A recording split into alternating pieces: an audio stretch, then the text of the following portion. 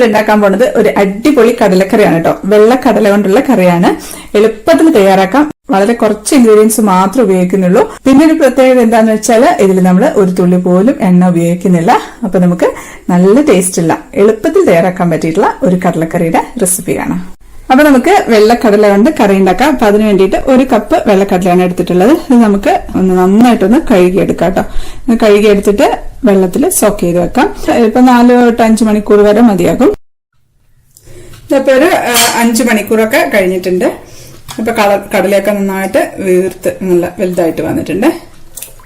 ഇനി ഇത് നമുക്ക് ഒന്ന് കഴുകിയിട്ട് ഇത് കുക്കറിലേക്ക് മാറ്റാം. ഇപ്പൊ ഓവർനൈറ്റ് ഒക്കെ ഇടുകയാണെങ്കിൽ ഒന്ന് കഴുകണം കേട്ടോ. ചിലപ്പോൾ കൂടുതൽ സമയമാകുമ്പോഴത്തേക്കും ചെറുതായിട്ട് ഒരു പത പോലെയൊക്കെ വന്ന് ഒരു സ്മെല്ലൊക്കെ ഒന്ന് ചെറുതായിട്ട് മാറിയിട്ടുണ്ടാവും. അപ്പൊ അങ്ങനെയാണ് ഒന്നുകൂടെ ഒന്ന് കഴുകിയിട്ട് വേണം എടുക്കാനായിട്ട്. ഇനി നമുക്ക് ഇതിലേക്ക് ഒരു സവാള വലുതായിട്ട് മുറിച്ചിട്ട് കൊടുക്കാം. വലിയ വലിയ കഷ്ണങ്ങളായിട്ട് ഇട്ട് കൊടുക്കാം കേട്ടോ. ഞാൻ മുമ്പേ പറഞ്ഞിട്ടുണ്ട്, സവാള നമ്മൾ വഴറ്റാതെ കുക്കറിൽ വേവിക്കുന്ന സമയത്ത് വലുതായിട്ട് മുറിച്ചിട്ട് കൊടുക്കണം. അല്ലാന്നുണ്ടെങ്കിൽ സവാള വെന്ത് അടിഞ്ഞിട്ട് ഒരു മധുരം വരും നമ്മുടെ കറിക്ക്. ഇനി നമുക്ക് ഇതിലേക്ക് ഒരു 3-4 പച്ചമുളക് മുറിച്ചിട്ട് കൊടുക്കാം. ഇത് നല്ല എരിവുള്ള പച്ചമുളക് കേട്ടോ, അതുകൊണ്ടാണ് ഞാൻ 3 ഇടുന്നത്.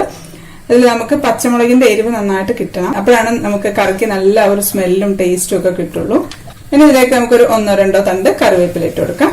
ഇനി നമുക്ക് പൊടികളൊന്ന് ചൂടാക്കി എടുക്കാം. ഞാൻ ഒരു ചീനച്ചട്ടി വെച്ചിട്ടുണ്ട്. അതിലേക്ക് 1 ടേബിൾ സ്പൂൺ കാശ്മീരി ചില്ലി പൗഡറാണ് ഇട്ട് കൊടുക്കുന്നത്. 2 ടേബിൾ സ്പൂൺ മല്ലിപ്പൊടി, ഒരു 1/4 ടീസ്പൂൺ മഞ്ഞൾപ്പൊടി ഇട്ട് കൊടുക്കുക. അധികം ആവാൻ പാടില്ല കേട്ടോ മഞ്ഞൾപ്പൊടി, അപ്പോൾ ഒരു ടേസ്റ്റ് മാറിപ്പോ. നമുക്കിതൊന്ന് ചൂടാക്കി എടുക്കാം. ഇളക്കിക്കൊണ്ടിരിക്കണേ, പെട്ടെന്ന് കരിഞ്ഞു പോകാൻ സാധ്യതയുണ്ട്. അതിന്റെ കളറൊന്ന് മാറി നല്ല മൂത്ത മണം വരും. അപ്പൊ ഓഫാക്കി കൊടുക്കാം. നല്ല ഒരു മൂത്ത മണം വന്നിട്ടുണ്ട്. നമുക്ക് ഓഫാക്കി കൊടുക്കാം. നമുക്കിത് പെട്ടെന്ന് തന്നെ ആ കുക്കറിലേക്ക് ഇട്ട് കൊടുക്കാം. അല്ലാന്നുണ്ടെങ്കിൽ പിന്നെയും അവിടെ ഇരുന്ന് മൂത്തു പോകും.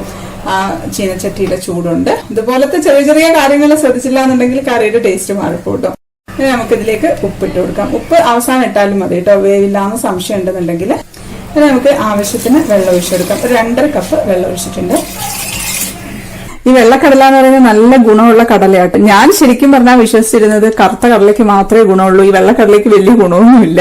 കഴിക്കാൻ നല്ല സോഫ്റ്റ് നല്ല ടേസ്റ്റി ആയിരിക്കും, അത്ര മാത്രമേ ഉള്ളൂ എന്നാ. പക്ഷെ അടുത്താണ് ഞാൻ അറിഞ്ഞത് ഈ പ്രഗ്നന്റ് ആയിട്ടുള്ള ലേഡീസിനോട് ഡയറ്റീഷ്യൻസ് മസ്റ്റായിട്ടും ഈ വെള്ളക്കടല കഴിക്കണം എന്ന് പറയുന്നുണ്ട്. ഇപ്പം ഇനി നമ്മൾ ഇതിലേക്ക് ഇടുന്നത് 1/2 ടേബിൾ സ്പൂൺ മീറ്റ് മസാലയാണ്. അധികം ആവരുത് കേട്ടോ മീറ്റ് മസാല ഇല്ലാന്നുണ്ടെങ്കിൽ ചിക്കൻ മസാല ഇട്ടാലും മതി. ഇനി നമുക്കിത് അടച്ചു വെച്ച് 2-3 വിസിലിന് ഓഫാക്കി കൊടുക്കാം.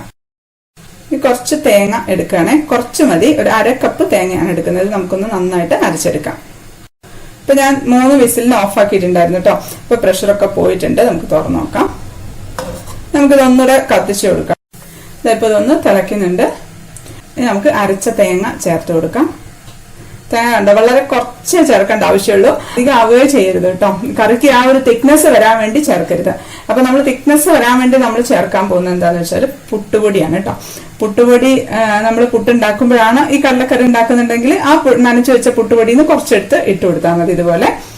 ഇനി അല്ലാന്നുണ്ടെങ്കിൽ നമ്മൾ ഇടിയപ്പോ വെള്ളയപ്പോ ഒക്കെ ഉണ്ടാക്കുമ്പോഴാണെന്നുണ്ടെങ്കിൽ കുറച്ച് പുട്ടുപൊടിയോ അല്ലെങ്കിൽ പത്തിരിപ്പൊടിയോ എടുത്ത് പുട്ട് നനയ്ക്കുന്ന പോലെ നനച്ചിട്ട് ഇട്ട് കൊടുക്കണം. അല്ലാതെ പൊടി അങ്ങനെ തന്നെ ഇടുവോ കലക്കി ഒഴിക്കുകയോ ചെയ്യരുത് കേട്ടോ. ഞാൻ ചെയ്ത് നോക്കിയിട്ടുണ്ട്, ടേസ്റ്റ് നല്ല വ്യത്യാസം ഉണ്ടാവും.